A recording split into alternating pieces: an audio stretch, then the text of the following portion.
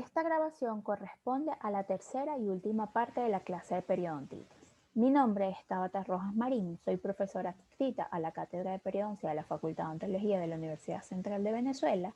y este video va dirigido a los estudiantes de segundo año que cursan la materia Periodoncia 1. El contenido de este video estará basado en la descripción de la presentación clínica y los elementos que afectan el manejo clínico y el pronóstico de periodontitis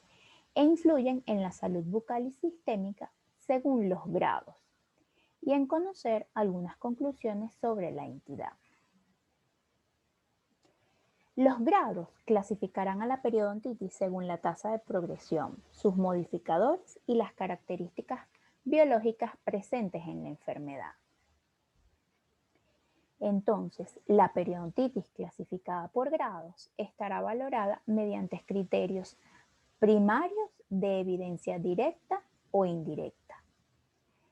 a través de modificadores que estarán dados por la presencia de factores de riesgo bien establecidos para ella, como lo son el tabaquismo y la diabetes, y el riesgo de impacto sistémico de la enfermedad se evaluará mediante la carga inflamatoria a través de la prueba de proteína C reactiva. En cuanto al criterio primario de evidencia directa, se evaluará mediante la pérdida ósea radiográfica o pérdida de inserción clínica en una data longitudinal de 5 años, o a través de una fórmula de porcentaje de pérdida ósea entre la edad actual del paciente. Tendremos así entonces que en el grado A o tasa de progresión lenta no hay evidencia de pérdida ósea radiográfica o pérdida de inserción clínica en 5 años, o el cálculo de porcentaje de pérdida ósea entre la edad se encuentra menor a 0,25%. En el grado B o tasa de progresión moderada se apreciará una pérdida ósea radiográfica o pérdida de inserción clínica menor a 2 milímetros en 5 años, o el cálculo de porcentaje de pérdida ósea entre la edad se va a encontrar entre 0,25 a 1%. Y en el grado C o tasa de progresión rápida, la pérdida ósea radiográfica o pérdida de inserción clínica evaluada en 5 años será mayor o igual a 2 milímetros. O el cálculo de porcentaje de pérdida ósea entre la edad se encontrará mayor a el 1%. En cuanto al criterio primario, pero de evidencia indirecta, se valorará mediante la estimación de los depósitos de biopelícula dental presente en la cavidad bucal, relacionándolo con la destrucción de los tejidos periodontales. Así encontraremos que en el grado A existen depósitos fuertes de biopelícula dental, pero niveles bajos de destrucción periodontal. En el grado B, la destrucción periodontal se halla acorde con la cantidad de depósitos de biopelícula dental, y en el grado C, la destrucción de los tejidos periodontales va a exceder la expectativa según la cantidad de biopelícula dental presente. Los grados podrán ser modificados por la presencia de factores de riesgo bien establecidos para periodontitis, como lo son el tabaquismo y la diabetes, donde situaremos en grado A un paciente no fumador y sin diagnóstico de diabetes o con normoglicemia. En grado B, a pacientes fumadores de menos de 10 cigarrillos por día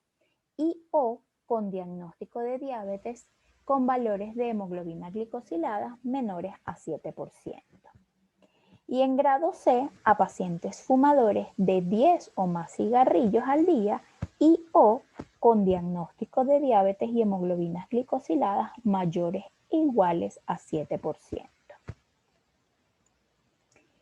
Y en cuanto al riesgo de impacto sistémico de la enfermedad,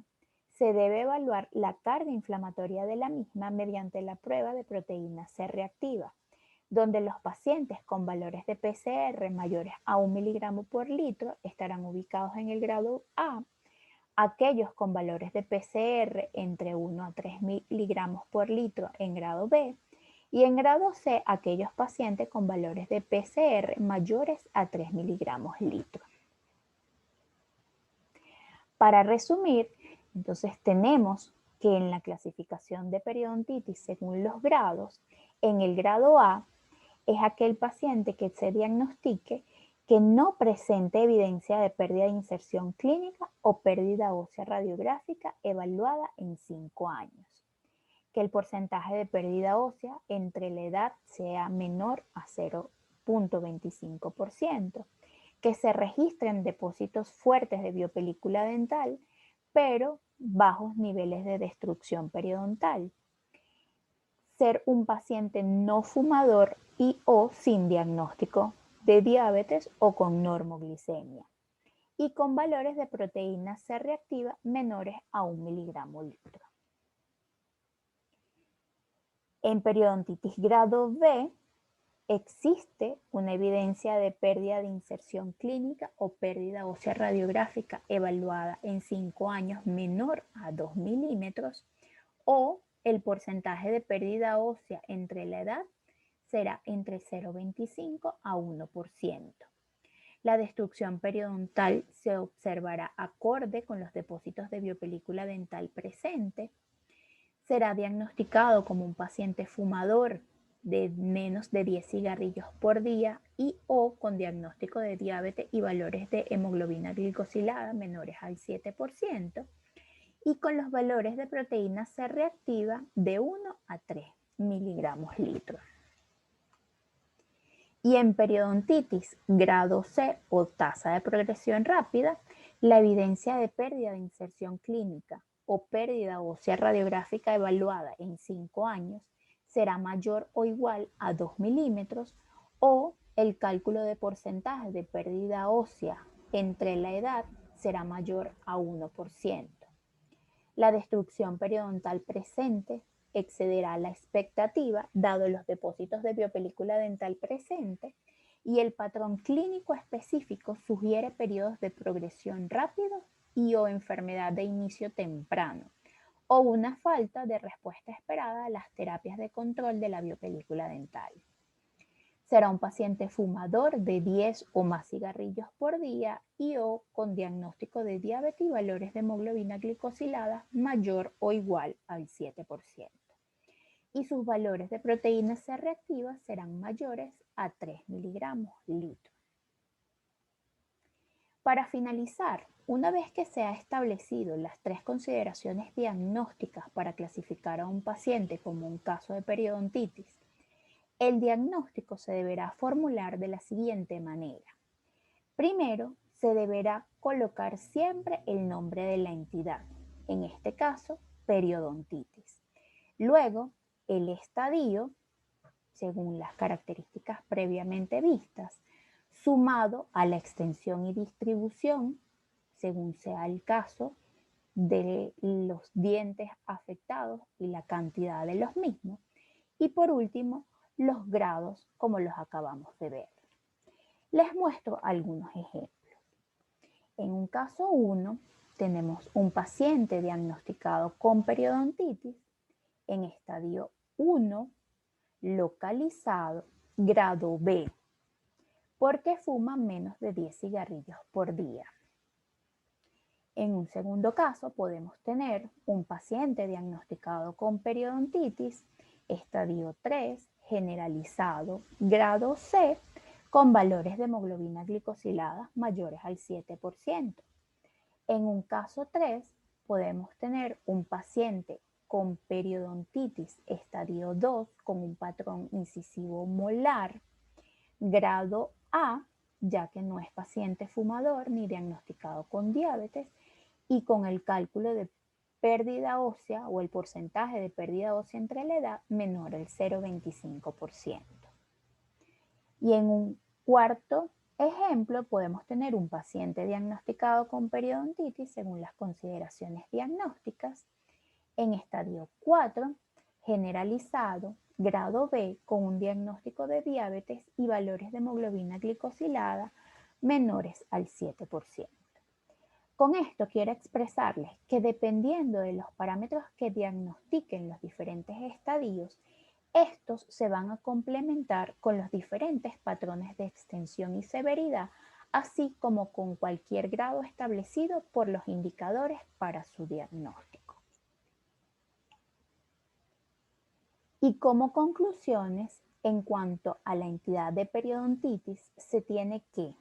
para poder establecer el diagnóstico de periodontitis, no se debe considerar aquella pérdida de inserción clínica que esté relacionada con otros factores no asociados a la biopelícula dental. Como vimos, presencia de migraciones gingivales asociadas a traumas, presencia de lesiones cariosas a nivel cervical, pérdida de inserción clínica distal a un segundo molar causado o por una mala posición o por la extracción del tercer molar, lesiones endodónticas que estén drenando a través del periodonto o por la presencia de una fractura radicular de tipo vertical. Igualmente, como segundo punto, se debe descartar que no exista una enfermedad periodontal necrosante o una periodontitis como manifestación de enfermedad sistémica para poder clasificar al paciente en periodontitis según estadios y grados. Los elementos que van a determinar el estadio según la gravedad van a ser la pérdida de inserción clínica, el porcentaje de pérdida ósea y la pérdida dentaria por razones periodontales.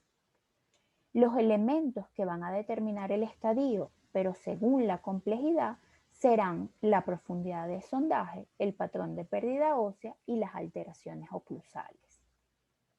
Una vez establecido el estadio, se debe describir la extensión y distribución de la enfermedad según el porcentaje de dientes involucrados. En localizada se afecta menos al 30% de los dientes. Generalizada se afecta más del 30% de los dientes presentes en boca o con un patrón incisivo molar si estos son los dientes afectados. Los elementos que entonces determinarán el grado se obtienen de evidencias directas, las cuales son pérdida de inserción clínica o pérdida ósea radiográfica, evaluadas ambas en 5 años, o el porcentaje de pérdida ósea entre la edad, o de evidencias indirectas, que es la relación de la cantidad de la biopelícula dental presente en boca versus la destrucción periodontal observada. Que el tabaquismo y la diabetes se deben considerar como los factores modificadores del grado y que si no se tienen suficientes elementos para determinar la tasa de progresión,